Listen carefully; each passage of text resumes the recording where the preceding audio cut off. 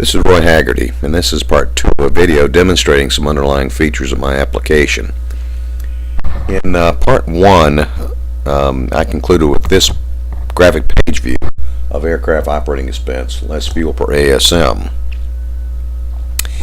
And in that, I observed and made the observation that I noted that American Airlines appears less cost-effective than the comparables. Now, let's go in and let's look at total aircraft operating expense per ASM for all regions and the quarterly data.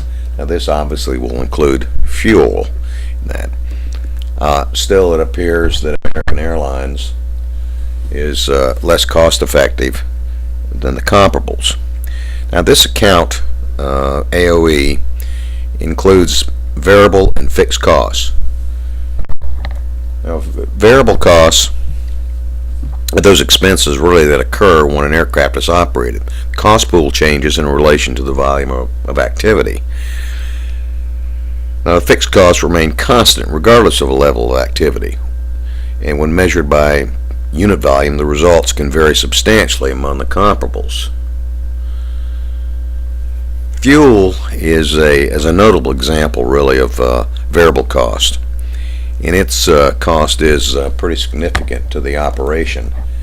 Let's look down here on materials purchased. It'll say aircraft fuel, and it'll show, we're going to look at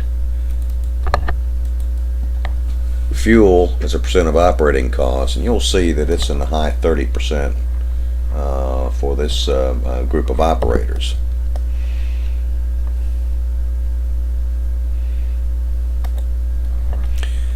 Now, the most meaningful way to look at variable costs is actually by individual aircraft type, because otherwise the results seem to become a bit obtruse.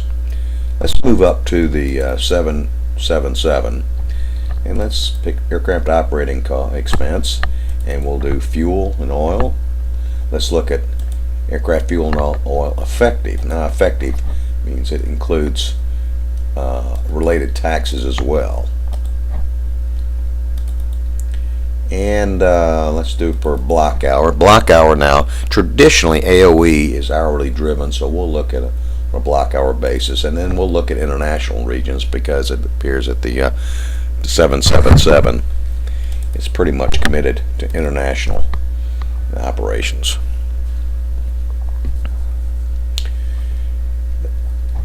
Now we see that for days, Delta Airlines looks like, as far as fuel cost per block hour, is the most expensive, followed by American, Continental, and United. Now we can look at that on an annual basis or a yearly basis, and we find there is a bit of a disparity. It's very, very tight at the beginning of the period, but tends to disperse a bit in the latter part. So let's look at a variable. Again, let's move down and let's look and see cost of fuel, international service, and we'll pick and let's pick annual. And we can see that American Airlines at $3.16, and followed by Delta at $3.05, and so on. And we can also look at fuel burn,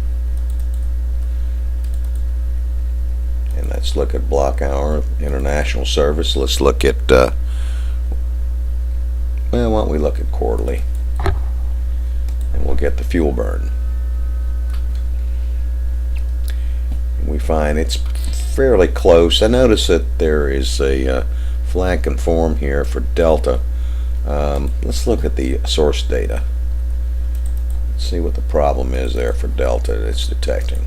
And what it's done, it detected an outlier and then tried to conform that data to what it thinks it should be, or maybe I should say should have been. And it takes just a minute for this data to come up. And what we're doing, we're looking, I'm going to use this tool to look at the flag conform data points, and here it is. Okay, so what's out here, these 2 points have been detected as perhaps outliers. It's pretty easy to see that ASM generation is decreased here as number of block hours is decreased, yet the fuel is increased. So we'll close that. So let's move up and we can look at, let's see, let's go up and look at another aircraft type, 737-800, and let's look at the same thing. Let's look at the fuel, effective fuel and oil, block hour. Let's look at all service regions, and we'll look at quarterly data. Now it looks like there's an obvious problem here. There's a significant dispersion from the others. One thing we might want to do is just go up and look at what we're showing for fuel burn here for the 737-800. Let's just look at that real quickly. Yeah, it looks like Alaska's got some strange numbers. We'll look at the annual data here. Yeah, there's Alaska's got strange, but it's looks like there's not a problem with the fuel burn necessarily. Let's go back and look at aircraft fuel and oil. Source regions, quarterly. Now we could track this down and really kind of see if we could find out what the problem is. But what I would do, perhaps, and I tell you, as a president or CEO of an operation, which I've been in the past, this would certainly raise my attention. I'd like to be able to ask my people about this kind of thing. But for now, let's look at the source data, and this is sort of what I'd do here. I think with American, let's get that data. It takes just a minute for it to initialize to come up, although it should be initialized. There it is. I'm going to view the history. And this shows about 10 years worth of data. I'm going to export it.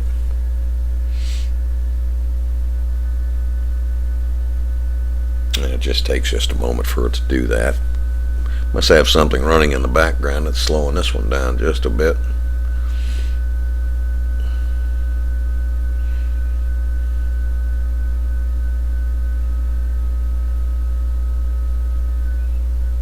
There it comes. And that's exported, so we can close that. We can also close it again. And we can do the same thing for the statistical data. And we can export that.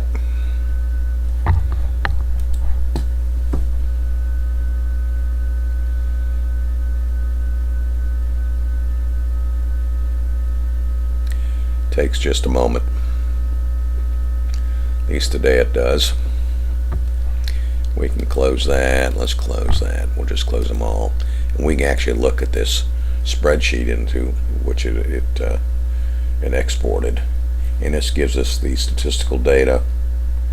And the next tab is the P52, or the aircraft operating expense. I'm going to just get rid of this. I don't think we want to save it. I'm going to close this. Let's move back to the 777, and I want to pick out and see if we can find some fixed cost, because normally we find that the greatest differences tend to be in the fixed cost, and that's usually where we can find any problems. Let's look at rentals and appreciation. This is a classic example of fixed cost. Matter of fact, it's what I call an incremental fixed, but nonetheless, we'll look at the rentals and appreciation combined together. Here's block per block hour. Let's look at the international service again, and we'll look at we'll look at quarterly data. problem. Looks like American is pretty competitive in that area. Let's look at one more here, and what we're looking for: fixed costs. Here's maintenance. Here's maintenance burden, and we'll pick international quarterly. Yeah, now here's one going. It shows that American is really most expensive by far, at least cost effective by far. And I bet if we went up and look at this statistical data, let's look at hours and related, block hours flown, let's say per day utilization. Let's look at international quarterly, and here it comes pretty fast. Yep, here's American. It has the lowest utilization of any of this comparable group. So this is something, if I were trying to analyze America, this is something I'd be very, very interested in, and I'd probably want to go ahead and pursue that to a greater extent. Also, let's close that. I'll tell you one thing we can do: we can collapse the whole thing. Go back in. Let's look at pilot salaries, for instance. Pilot salaries tend to be semi-variable, just depending on the pilot contracts, if you would. And really, pilot salaries per block hour look pretty reasonable, pretty competitive for American. We can also look at another modifier here. Let's see. Let's look at this is let's see, pilot pay that's been annualized quarterly basis, and here is American Airlines, pretty reasonable. Delta looks pretty high there, but anyway, I tell you what we're going to do in the next video.